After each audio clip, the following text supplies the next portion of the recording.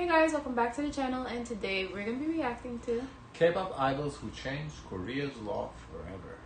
Some K-pop idols have changed Korea's laws after their passing, but also during their lifetime. From the bravery of Goo Hara and Sulli to the infamous dating ban, let's go through K-pop idols who shaped Korea's justice system. The Goo Hara Act. Goo Hara had her fair share of problems with the Korean public and their unnecessary hate, but most of her issues came from her ex-boyfriend and even her own family. In fact, it was issues with her family, more specifically her mother, that made Goo Hara's act happen. After struggling with her mental health and traumatic events that only made it worse, Hara was found unconscious at her home on November 19th, 2019. But even though she wasn't here anymore, she still wasn't left alone by neither the public nor her mother. Just 4 months after Hara's passing, her older brother, Goo Hara, found himself locked in a court battle with her estranged mother, who had reportedly demanded half of Hara's assets for herself. According to Hara's brother, their mother had abandoned him and Hara when they were just 9 and 7. After their mother left, Hara and Holly were raised by their grandmother as their father worked in construction sites all over Korea to earn money to support his family. The brother also revealed that when Hara was hospitalized, their father couldn't be present, so Holly had to call their mother as Hara's legal guardian. But Hara wasn't a fan of the idea. The brother said, when Hara woke up in the intensive care unit, the first thing she said was, "Why did you call mom here?" Hara could have contacted our mother, but being around her mother was awkward and difficult for her. He even said it hurts even more that the person responsible for Hara's pain was now calling herself her mother. He said, "I'm upset that the person who's the reason that Hara had such a hard time is now claiming to be her real mother when Hara's not even here now. I can't even stand it when the words 'I'm Hara's mom' come out of her mouth." But this story becomes much worse. Even though Goo Hara's mother had been absent for most of her children's lives, she still had the audacity to show up at Hara's funeral and also insisted on being the family's chief mourner. I mean, audacity to show up at your... Come on, that's the daughter. That's no audacity. Like, I understand the relationship may have been strained, but the fact that she showed up at the funeral, that... I don't think it's... Do you think she made her presence known? Because that could be what's the audacity. Like, you show up, but you stay in the back. Right, I don't know, but it's still the daughter, though. You can't, like, diss the mother because she showed up at the daughter's funeral. Come on. Hopefully she Chief didn't mourner turn it is about her. Right. That I agree with, but, you know, we don't know that. The one who organizes the whole funeral and who makes offerings of food every morning and evening as if the deceased were still alive. If that wasn't enough, she was also caught recording their conversation at the funeral, looking as if she was collecting them for evidence, but she was caught by Hoyin and was kicked out. Hoyin said, "While talking with our mom during the funeral, I saw flashing from her phone. I asked her if she was recording our conversation and she admitted to it. I was so angry at her that I immediately deleted the recording and kicked her out." And if you think that this couldn't get any more messed up, she was also seen taking pictures with Hara's celebrity friends while they were mourning her loss. I heard this later on, but the person who asked the... So this is painting her appearance at the funeral as a... Taking the light away from her. No, not the daughter. Not that. What I'm feeling is like she's preparing for court to take the assets. So she's appeared at the funeral and took the pictures as if to present that she's present in her life. She was present. To like basically... like a supporting case for court, you know, taking pictures with her friends. It's like, oh yeah, I knew all of that, look at me, I was part of her life, and that type of shit. That's how I understand this. The celebrities at the funeral for a photo was unfortunately our mother. This wasn't the end of it though. Since Goo Hara was I took it like, you know, she was starstruck. And she, you know, you come here to mourn, but you got starstruck when you saw the celebrities. The reason I say that because the way we opened it is that the brother's in the battle over assets with the mother. So that I think that was the mother. She already had everything planned when she showed up to the funeral. That's why people are outraged at her showing up at the funeral, because it wasn't just to show up, but she had ulterior motive by showing up. That's what it seems like right now. Married. In the case of her passing, her inheritance would be split up equally between her parents. Because of this, Hara's mother expressed her desire to reclaim her parental rights at the funeral following the passing of Goo Hara, which made the brother file a lawsuit against her in order to keep her from taking half of Goo Hara's assets. According to the brother, Goo Hara's mother demanded half of her inheritance as soon as Goo Hara's coffin was carried out of the house. He said, "Right after my sister's coffin was carried out of the house, my mother's lawyers came to demand half of Goo Hara's real estate assets. I can never forgive her for employing lawyers in that situation. After she abandoned us as children, she got lawyers as soon as my sister passed away. I was at a loss for words." That's sad. Yeah, so it seems everything was a ploy, basically, showing up to kind of get the assets. Goo Hara Act and his legal representative No Dong-gon took it a step further and submitted a legislative petition to the National Assembly enacting the Goo Hara Act. The Goo Hara Act was proposed with the purpose of preventing a parent from claiming inheritance if they had neglected their parental duties. The petition managed to gather 100,000 signatures in 17 days and was submitted to the Standing Committee of South Korea for formal review. Celebrities like Wonder Girls' Ye-eun asked for people to sign the petition in order to gain bigger support. However, it was not approved in the National Assembly the first time. The act, which Hoin said is his last gift to his sister, was later passed in April of 2021 after further review. That same month, the court ruled that 60% of Hara's inheritance would be given to her father, who gave it to Hoin, and 40% to her mother instead of the usual 50-50. Though the Goo Hara Act had... But that's still a lot of money to the mother, though. That's not... If she abandoned the girl, like, she should receive the absolute zero. Been passed, it wasn't applied to their case as the ruling from the division of Hara's... Oh, it wasn't applied to their case.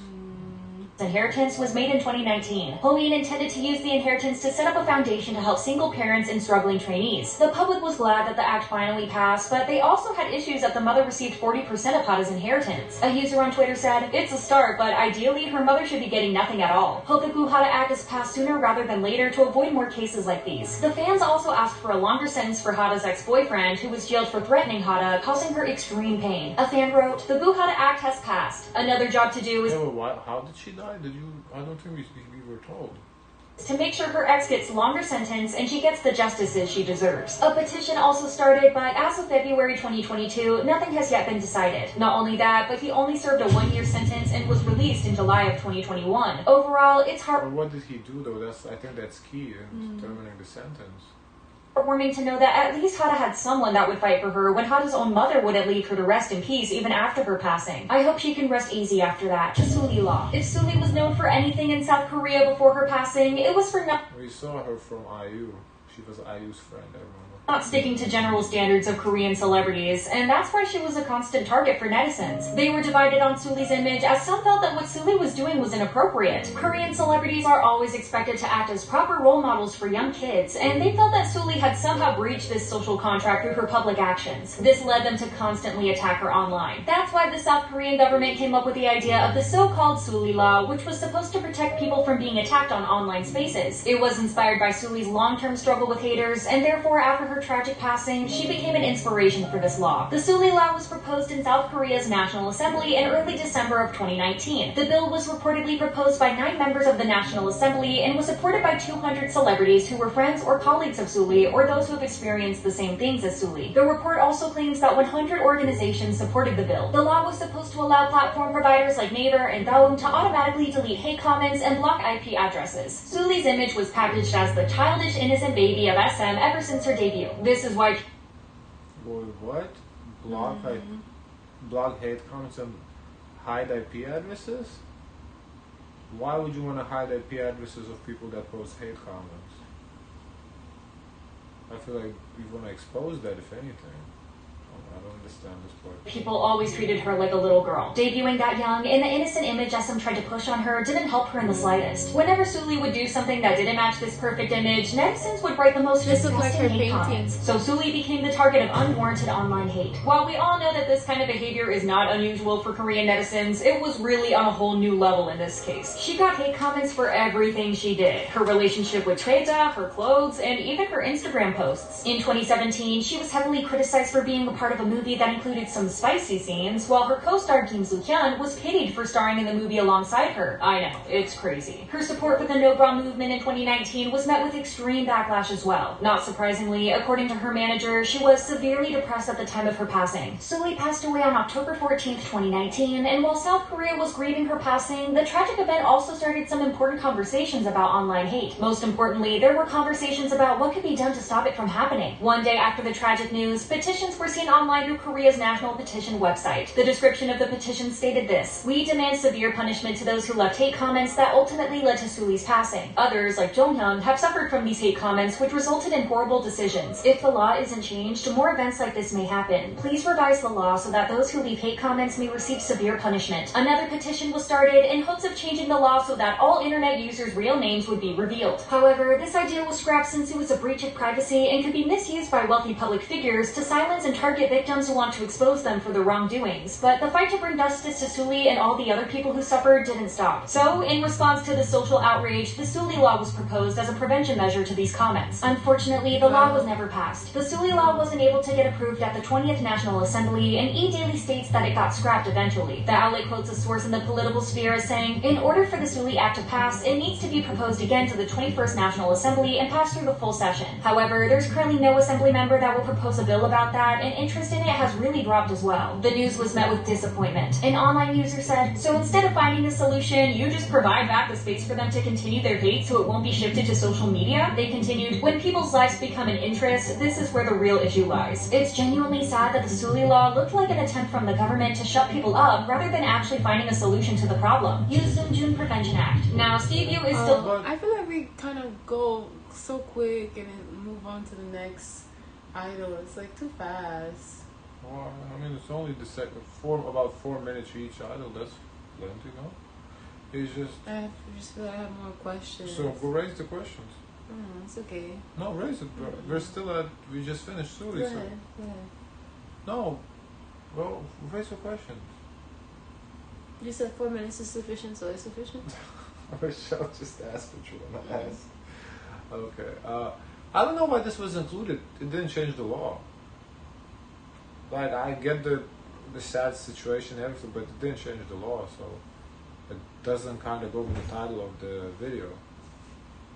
Still alive, but his actions caused such a big controversy in Korea that the law simply had to be changed. Steve Yu debuted as a singer in 1997 in South Korea. His first album, West Side, managed to sell 1 million copies, and the success continued. I can see that, and especially in that album cover. Even with his other albums and songs. Then the time for his enlistment got nearer and nearer. Steve had repeatedly stated on television that he would fulfill his mandatory military service. But in 2002, just before he was about to be drafted, he became a naturalized U.S. citizen. We are all aware that all South Korean men must serve in the military for about 2 years, and draft dodging is a sensitive issue in South Korea, which can even affect the fate of government officials, celebrities, and other public figures. That's why Steve's decision. Where he become a citizen? United States. So wait, how? He got a green card, lived here for 5 years. So he won the green card. Somehow he got it, yeah. Well, he didn't have to win. He was a successful artist, so he could have gained it on the talent. So is this not like? This is not dodging. Is it dodgy? It's considered dodgy. If he still retains his Korean citizenship, then yes. If he gives it up, if he's no longer Korean, just American, then no. You can't have both. You could, but you have to serve. Then you have to serve. Fulfill the obligation of your Korean citizenship. Decision sparked a public uproar, and because he became a U.S. citizen right before his enlistment, the South Korean government considered it an act of desertion and deported him. Plus, at the same time, they permanently banned him from entering the country. And with the rising number of Korean citizens renouncing their citizenship to avoid mandatory military service, the Military Manpower Administration introduced the Steve Yu Law in 2016 to stop the trend of Korean men changing their citizenship. The act stated that Korean males can't renounce citizenship from ages 18 to 37 to avoid military service. People who renounce Korean citizenship to avoid military service also become legally disadvantaged when it comes to job opportunities and starting a business. But while working as an actor in China, Steve Yu unsuccessfully tried several times to have the entry ban lifted. He turned to legal action against the South Korean Consulate General in Los Angeles to fight his case in the Seoul Administrative Court in 2016 and last year, but he lost both times. They excused it by saying that if he returns to South Korea and resumes activities, it will demoralize soldiers who are devoting themselves to serving the country. The case is still ongoing, and people's opinions are divided on this topic. The BTS law. The BTS law has... I don't support, the conscription, but if it's the law and, he did dodge it, he by law, he shouldn't be allowed back in the country. I mean, it is what it is. I don't... It's just, it looks very sus when he did it like 1 year, like right before he was about to be enlisted. Yeah. He should have done it a little bit before. Yeah, well, it takes time though. It can't. It's a long process. Has been one of the most discussed laws in South Korea as of lately, and just like the June Prevention Act, it also has to do with the military. As I mentioned before, all able-bodied South Korean men have been required to enlist in the military once they turn 28 or sooner, but there are also exceptions. Top athletes like Olympians or Asian Games medal winners and classical and folk musicians who win certain awards have been excused from military service. The reason for them being exempt is that their achievements are seen as bringing national prestige. So, the Stray Kids, they need to write a classical folk. No, but Why? So there are exemptions. I thought there's no exemption period. There's exemptions. So if there's exemptions, why BTS is serving? Why they don't qualify for some sort of like they didn't do a phone. Yeah, but they're making Korea famous. They made Korea they made. No, that's the end goal. Like the exemptions they listed, the end goal was that they brought popularity and fame to Korea. BTS, what did they do? BTS accounts for like a percentage of GDP for the whole fucking country. But they don't have a listed exemption if you raise the GDP.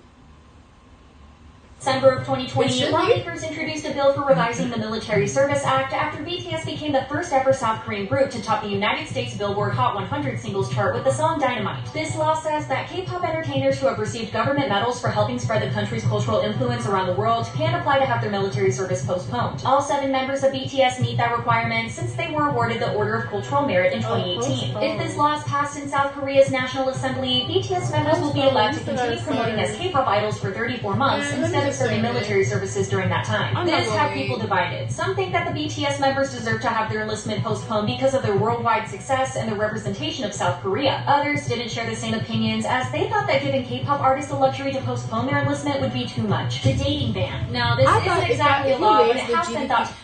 When you raise the GDP, how does it affect the people, huh? They bring money into people's pockets.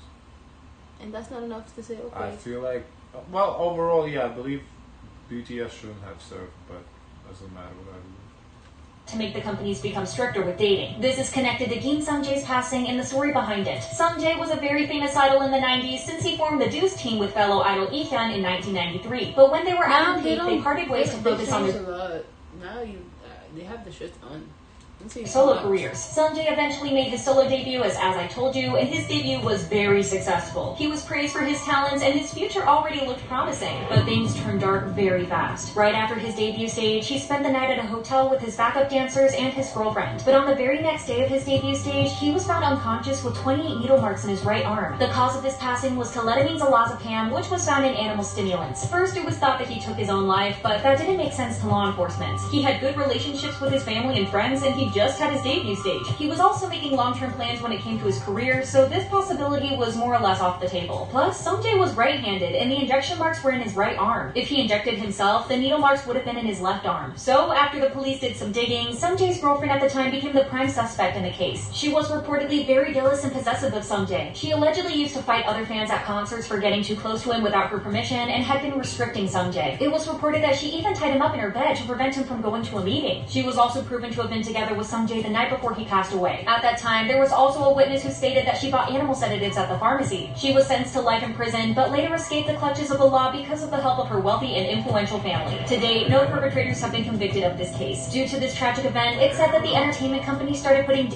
So the girl murdered him, basically? That's why they said no girlfriends, no relations. And she just... No. Damn. When he just debuted? Wow. That's it, no relationships.